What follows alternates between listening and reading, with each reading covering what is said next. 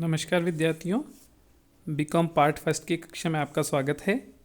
अभी हमने जाना उद्यमिता विकास कार्यक्रम क्या है और उसकी क्या भूमिका है, उसके उद्यमिता विकास कार्यक्रमों में क्या बाधाएं आती है।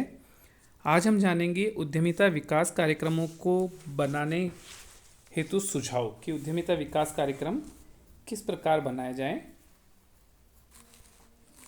उद्यमिता विकास कार्यक्रम जो हैं, इसके लिए सबसे पहले अगर हम इसको प्रभावी बनाना चाहते हैं तो हमें जिला स्तर पर संस्थाएं स्थापित की जानी चाहिए, ताकि संबंधित जिले का उद्यमी अपने ही जिले में प्रशिक्षण प्राप्त करके या उद्यम से संबंधित अन्य कोई समस्या जो आती है उसका समाधान उसका उसी जिले में हो जाए। दूसरी बात जो है कि इन कार्यक्रमों के लिए लोचशील अर्थात स्थानीय परिस्थितियां हैं उसके अनुरूप पाठ्यक्रम बनाने चाहिए, क्योंकि हमारे देश में अलग अलग भौगोलिक परिस्थितियां हैं और वहाँ के स्थानीय परिवेश व्यापार या उद्यम के लिए अलग अलग हैं। तो पाठ्यक्रम ऐसा लोचशील बनाया जाना चाहिए कि वो क्षेत्र विशेष में अच्छी तरह प्रभावित करता हो। इन कार्यक्रमों को पाठ्यक्रम के समय के साथ साथ अपडेट भी करना चाहिए। साथ ही उद्यमिता विकास कार्यक्रम संचालित करने वाली संस्थाओं के कार्यक्रम का एक उच्च संस्था द्वारा समन्वय भी किया जाना चाहिए, ताकि एक संस्था से दूसरे संस्था में गेस्ट फैकल्टी के रूप में या अतिथि व्याख्यान के रूप में उनको बुलाया जा सके और वो प्रशिक्षणार्थियों को अच्छा प्रशिक्षण दे सके। उद्यमिता विकास कार्यक्रमों में फील्ड प्रशिक्षण की अवधि भी बढ़ाई जानी चाहिए, जिससे कि विद्यमान संस्थाओं वहाँ जो भी विद्यमान संस्थाएं हैं उनमें से सहयोग भी लिया जाना चाहिए। जो भावी उद्यमी हैं उनको उन संस्थाओं में ले जा कर के कुछ समय का प्रशिक्षण वास्तविक प्रशिक्षण दिया जाना चाहिए या उनको वास्तविक परिस्थितियों में कार्य करने के लिए स्वतंत्रता दी जानी चाहिए, ताकि उनको वास्तविकता का अनुभव हो सके। अतिथि प्रशिक्षकों के स्थान पर राज्य स्तर पर प्रशिक्षकों का पुल भी बनाया जाना चाहिए, ताकि वो निष्ठा एवं रुचि के साथ उस कार्य को करें। उद्यमिता प्रशिक्षण संस्थाओं के लिए एक पर्याप्त संरचना साधन उपलब्ध करने चाहिए। आवश्यक वित्त की पर्याप्त व्यवस्था की जानी चाहिए, ताकि ये संस्थाएं निर्धारित समय में नियमित रूप से उद्यमिता विकास कार्यक्रम चलाती रहे और उद्यमियों को निरंतर रूप से परामर्श प्रदान होता रहे। प्रशिक्षणार्थियों का चयन करने से पूर्व उद्यमिता प्रवर्तन कार्यक्रम करने चाहिए। ऐसा करके सक्षम एवं योग्य प्रतिभागियों का चयन किया जा सकता है।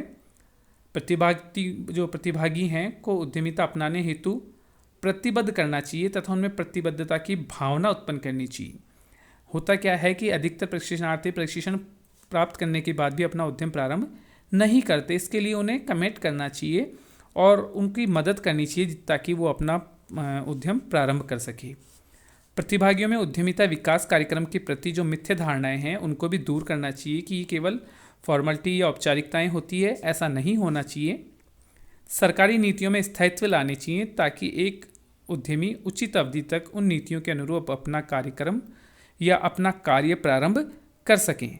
जिन प्रशिक्षण संस्थाओं में प्रशिक्षण दिया जाता है, जैसे ही उनका प्रशिक्षण पूर्ण होता है उसी के साथ उनको उद्यम स्थापित करने में मदद की जानी चाहिए। प्रतिभागियों को उपक्रम प्रारंभ करने की प्रारंभिक अवस्थाओं में बाजार परिवर्तन की जोखिमों से सुरक्षित करने के लिए भी उपाय किए जाने चाहिए। राज्य के सभी क्षेत्रों में विकास कार्यक्रम नियमित रूप से आयोजित करने चाहिए, जिससे कि वहाँ के उद्यमियों को उससे लाभ प्राप्त हो सके। उद्यमियों के लिए एक पूंजी कोष की स्थापना की जानी चाहिए, ताकि प्रशिक्षित उद्यमियों को आवश्यक वित्त आसानी से उपलब्ध हो सके और वो यदि कुछ छोटे स्तर पर अपना कार्य प्रारंभ भी करना चाहता है तो कुछ वित्त उसे आसानी से उपलब्ध कराया जा सके। सरकार को गैर सरकारी निजी क्षेत्र के संगठनों को उद्यमिता विकास कार्यक्रमों के आयोजन हेतु प्रेरणा देनी चाहिए। सरकारी नियमों एवं नीतियों को उदार बनाया जाना चाहिए। नवाचार करने अपनाने वाले नए उद्यमियों को विशेष प्रोत्साहन दिया जाना चाहिए और उन्हें प्रेरित करना चाहिए, ताकि वो नित्य नए प्रयोग करके या नवाचार करके अपने व्यवसाय को आगे बढ़ा सकें। ऐसे बहुत से तरीके हैं जिनके माध्यम से हम उद्यमियों को आगे बढ़ा सकते हैं और इस उद्यमी विकास कार्यक्रम को सफल बना सकते हैं और नए नए उद्यमी तैयार कर सकते हैं। अगर हम इस कार्यक्रम को प्रभावी बनाएंगे और प्रभावी रूप से प्रशिक्षण देंगे तो निश्चित ही हम एक अच्छी संख्या में नए उद्यमी तैयार कर पाएंगे।